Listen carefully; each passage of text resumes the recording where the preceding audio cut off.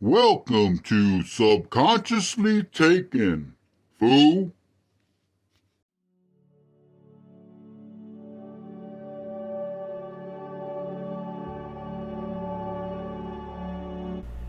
Hello, how y'all doing? I hope everybody's doing good. I hope y'all family's doing as well. I remember there was a couple. They were young, got married, had kids.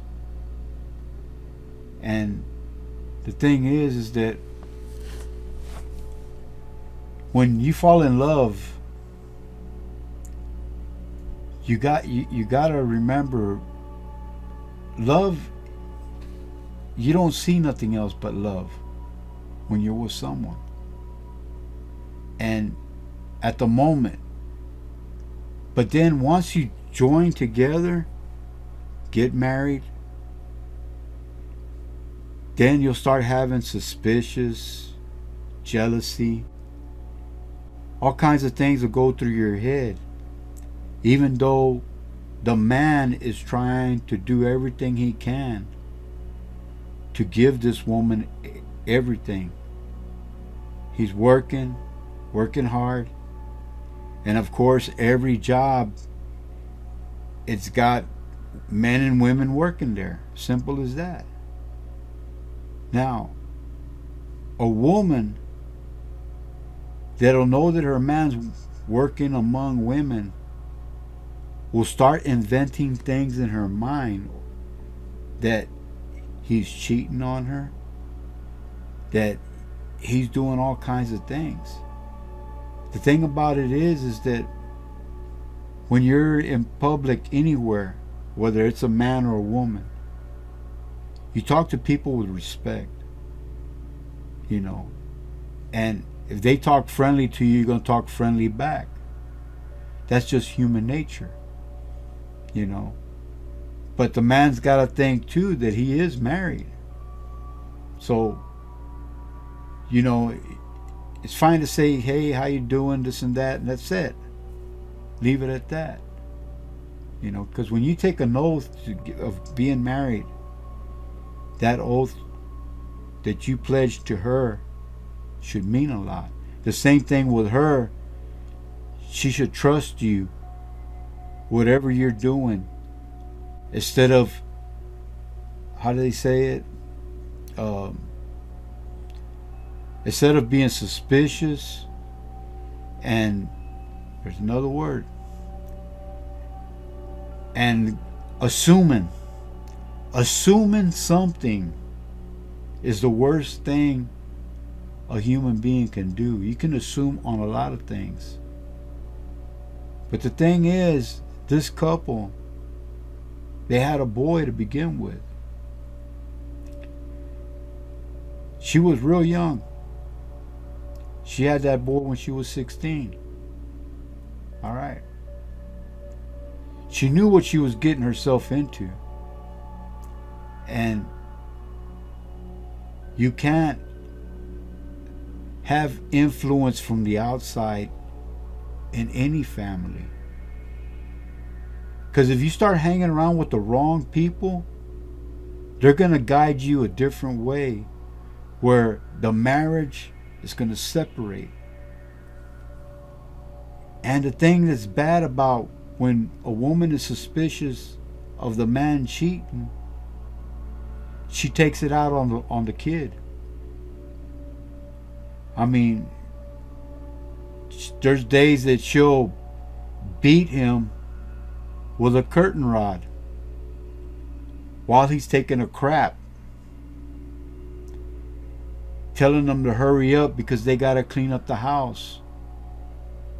Now, why she don't clean up the house herself?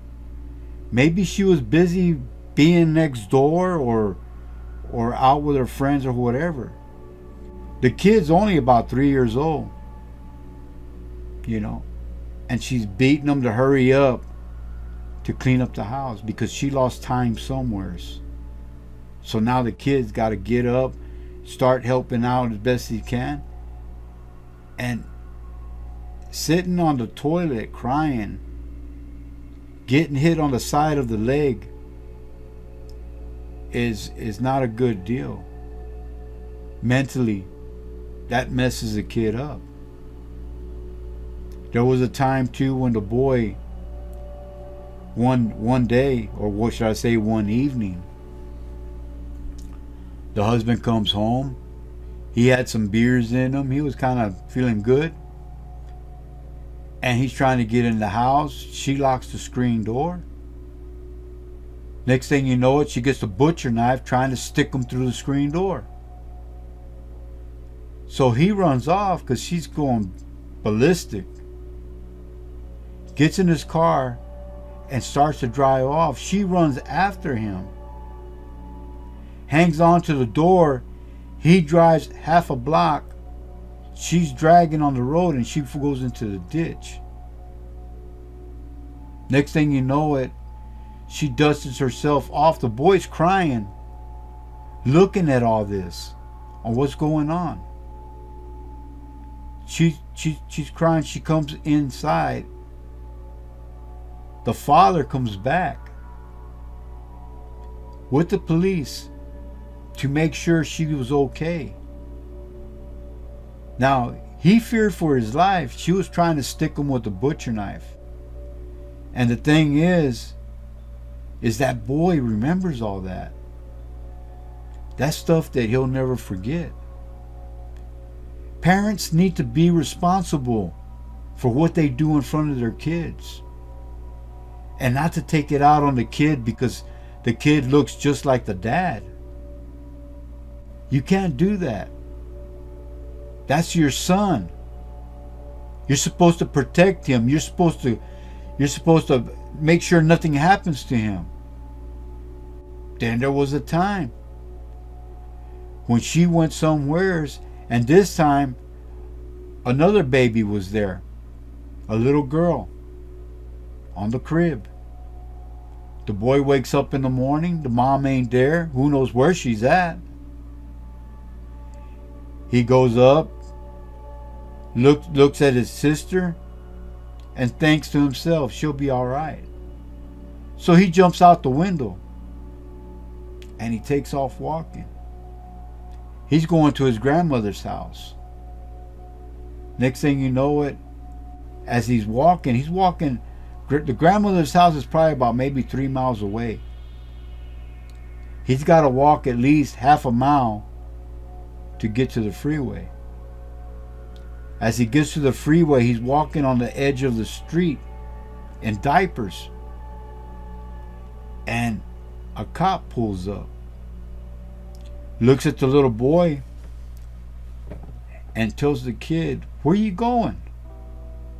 The kid says, "I'm going to my grandmother's house." He goes, "You know where she lives?"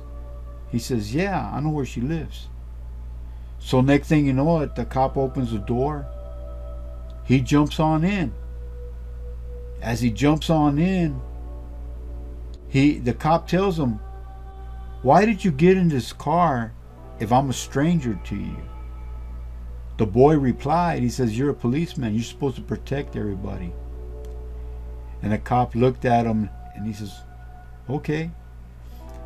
And he took the boy, even though the boy had a dirty diaper or whatever, took him to the grandmother's house.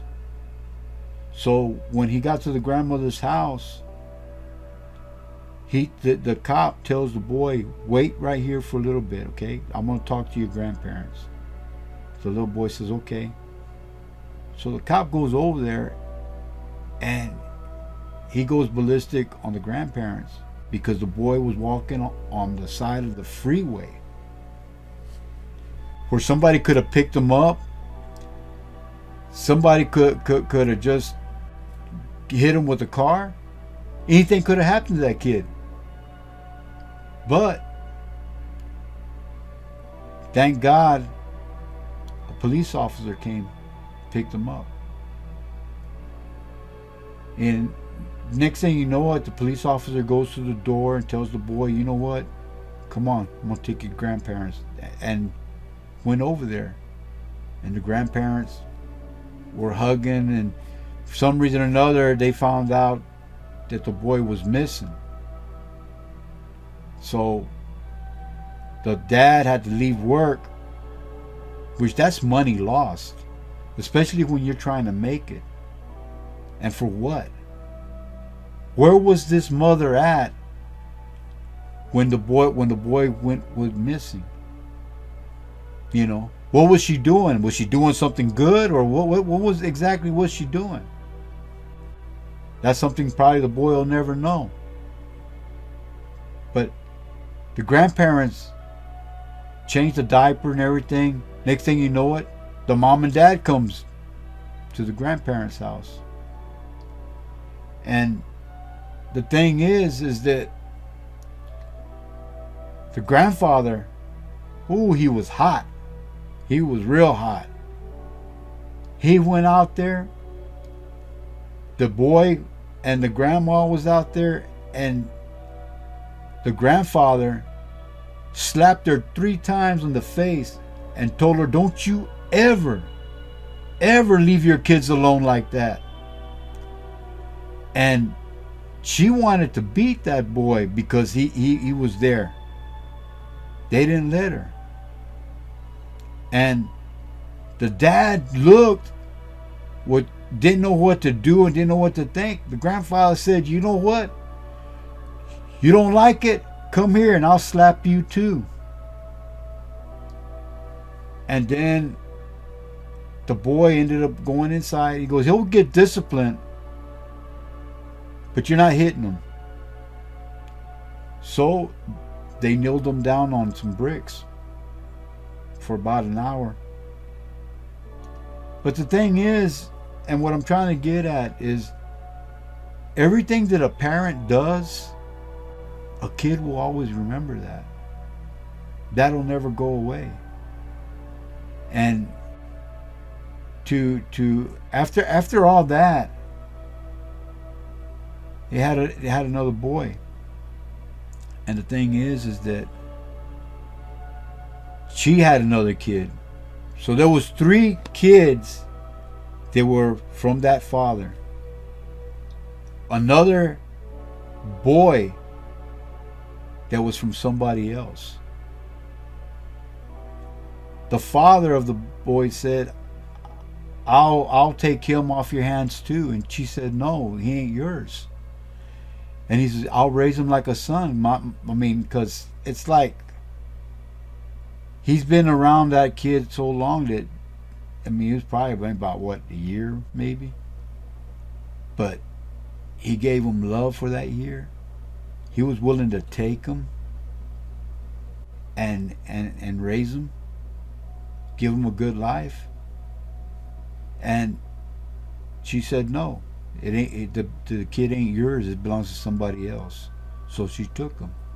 She separated. They got a divorce. Then the kid and the grandparents, and all the kids ended up staying with the grandparents. And that's something that was a good thing.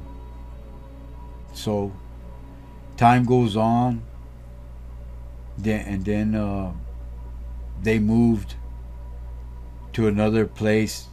Grandfather started a business, and the kids were going to school and everything. And then after that, the mother was never seen. Maybe once she came to visit the kids, and the boy didn't want nothing to do with her. She had to actually grab him and give him a kiss on the cheek, and he was wiping it off and trying to get away from her, until the grandparents told her to go away. They don't want you. And that's something that the mother don't understand, why the boy didn't want anything to do with her. She used to beat him with curtain rods. She don't remember the things that she did wrong. And now the other 2 siblings found their mom. They don't know nothing about their mom. They're just getting to know their mom. It's a good thing. I don't think anybody's ever thought about, like, I don't think the boy ever hated her. He wished her the best, but the thing is that he ain't ready to see her. Not yet. What he's doing, he's laying back and see what's going to happen. Because to me, I think a snake never changes colors. It might hide it for a little while, but after a while, it'll come out. And that's something that I guess the other siblings got to find out for themselves on how she is. Maybe, who knows? Maybe, just maybe, she did change her life. But the experience that that boy had, it ain't going away. He's marked for life. I mean, I'm pretty sure he's glad that she's okay, you know, and that's good. You know, the siblings want to go over there and get to know her and all this and that. That's fine. Just don't drag that boy in it if you don't want to. You can't force nobody to be there, especially after getting beaten and neglected, basically. You know, and right now, it's just not the time, I don't think. That kid is marked for life. Well, I'm going to finish it there. But parents, everything you do in front of your kids, it marks them. Remember that. That's something that you'll never take away, especially if you treated them wrong. You know. And the thing is that it's catchy. The kid grows up and does the same thing over again. You know, and that's something that really everyone needs to think about. Assumption, don't ever assume on anybody, because that can destroy a marriage, that can destroy a relationship. Always know your facts, the truth.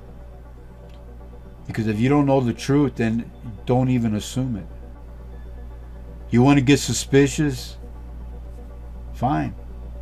But if you don't see nothing, quit looking. I mean, simple as that. You know? Because a lot of times we cause problems by assuming, blaming somebody, jealousy, all that tears a marriage apart. Think about it. I'll leave it at that. Like I always say, we all create our own hell by the choices we make in life. God loves you. Peace out.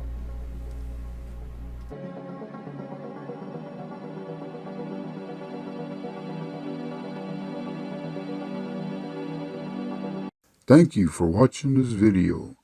Please subscribe. Give me a thumbs up, thumbs down. It's all up to you. Bye-bye and God bless.